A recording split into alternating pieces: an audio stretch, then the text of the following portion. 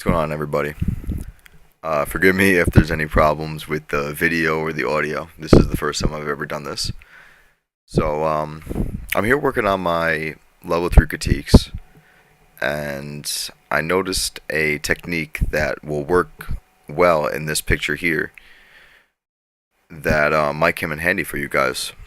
So, this is going to be an HDR. I have my 3 exposures here, and then I have my photomatics.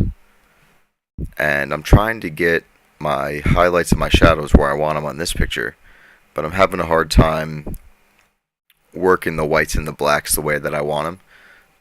So I figured it'd be a good time to show you guys a trick that I picked up, I don't know, a while back. So what you do is you slide your highlights all the way down, and you bring your shadows all the way up, and then you hold Alt and you drag the white slider up until you just start to get some highlights in there, right about there. And then you take your blacks and you do the same thing until you start to get some nice shadows into the shot, right about there. And it just gives a little bit of contrast to the picture in the right areas where you really want it.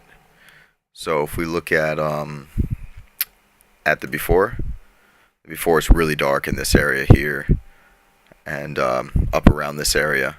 And then if you look after you do that effect, it kind of lightens up everything up here, and it really brings out the detail in those areas that were really dark and kind of like dreary. So yeah, I just figured I'd share that with you guys. I figured it was a really good technique that I use on some pictures.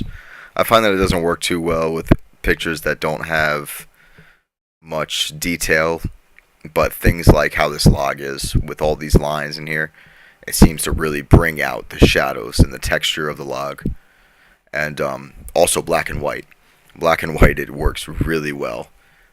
And then you can go in and you can kind of burn where you want to have the other dark areas, but it's a really good starting point for stuff like this.